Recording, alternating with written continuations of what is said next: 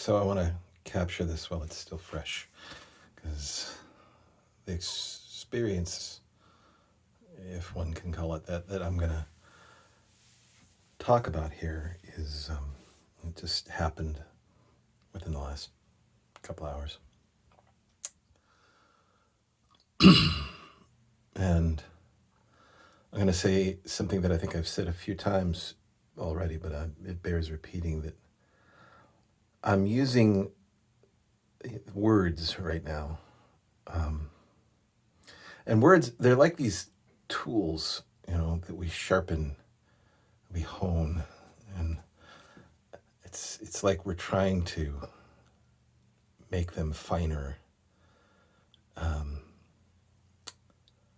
And using them, no matter how fine they are, they're still built to describe objects. Words are objective in nature, and this is something that is non-objective, right? So it's really tricky. But we sharpen these tools so that as painlessly and quickly and compassionately as possible, we can slaughter truth to feed understanding. So here we go. I'm going to be slaughtering the truth. So I was riding along in my car, driving in my car, listening to one of Rupert Spira's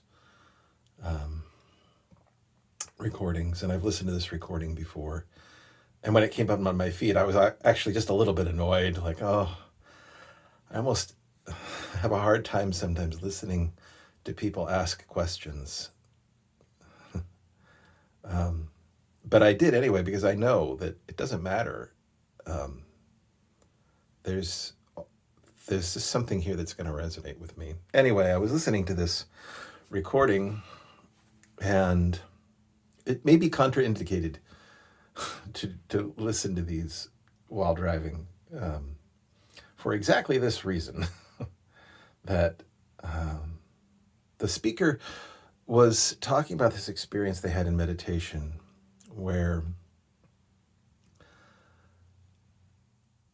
they were getting engaged with thinking.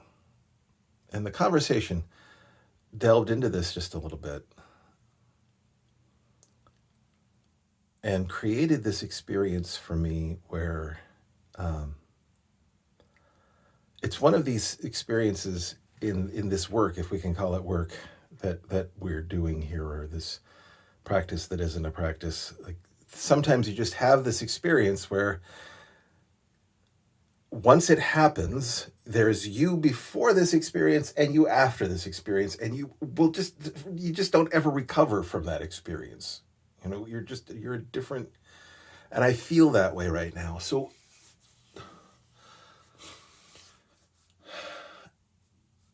and the way that it came about was this: just, I imagine a thought, and you can do this yourself listening to this video right now.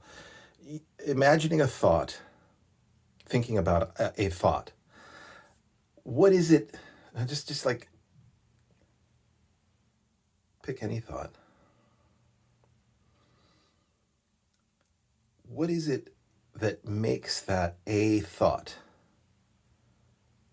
See, when I hold tightly to my experience, when I cleave tightly to and just follow very closely to my experience, I realize I don't actually have something called a thought.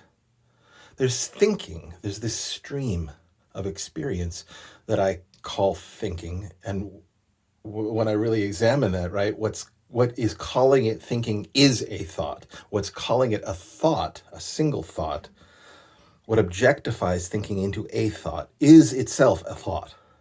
So thought objectifies, it pulls individual thoughts out of the stream of thought. It abstracts, that's the word I'm looking for. It abstracts a single thought out of a stream of thinking. And you can't really tell, like, if you really follow it, where does a single thought begin and end? And even, like, if I think of, my mug of tea here, right? The mug of tea, or a mug of tea right there. It's very tasty, Earl Grey. Um, Even when I start the thought, a mug of tea, by the time I get to tea, a mug of doesn't exist anymore. Or when I start the thought, a mug, or just a mug of tea doesn't exist yet. Or even just the sound, right? Like, like the rest of doesn't exist when begins, and the beginning of doesn't exist when ends. Like it's like trying to identify what is a moment in time, or what is now, right? We objectify that, we abstract a moment out of the constant stream of presence. Okay, so I'm listening to that, and I've listened to this before, and I kind of get it conceptually, but this that I'm telling you right now is not conceptual.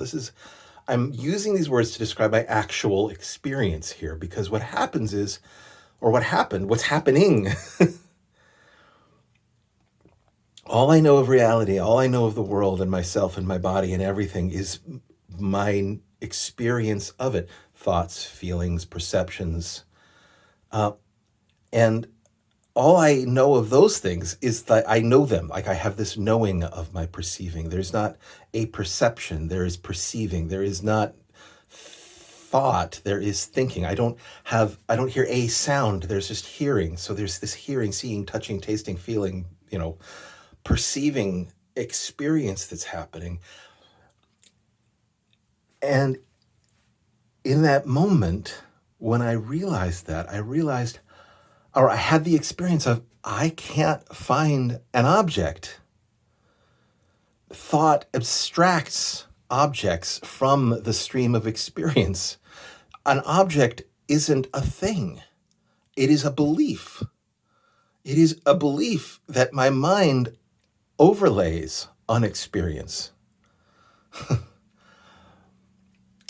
And when I got that, it was like the world stopped.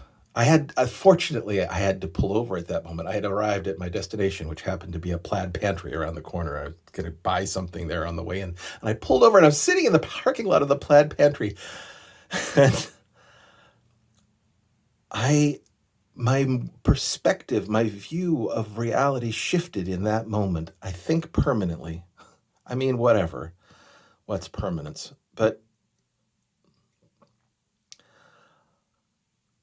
I became, in that moment, I could not find me. There was no subject any longer. Like if objects have no reality to them, if there are no actual objects, there's just the world objecting. Like objects are occurring, like in the field of knowing, in the field of experience. There are no actual objects. There's just the world, this experiencing thing. But if there are no objects, if objective experience is completely undermined and there are no objects, then there's no subjects. You can't have, if you don't have objects, you can't have subjects. And they were actually talking about that in the video, and it just washed over my thinking in that moment. And I shifted into experiencing exactly that.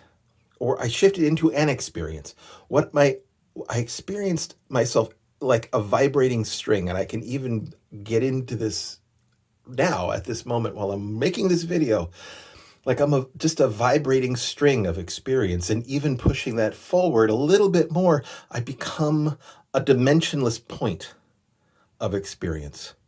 There is no me, there is no that, there is no this. There's not two. This is why they call it Advaita, not two, instead of just calling it one, because you can't even say that there's one. There is just experiencing, and there's not even an experiencer of that experience. It's just experiencing. And I'm just this vibrating knowing of experience. Again, sorry, just shook this. Speaking of vibrating, just shook the world there. I hope that this makes sense in some way. I hope that anybody listening to this isn't bored out of their mind and is finding this helpful. Again, I'm mostly recording this for myself to document this experience, or this time I have of delving into Advaita, delving into non-dualism, delving into the experience of experience itself. Anyway, cheers.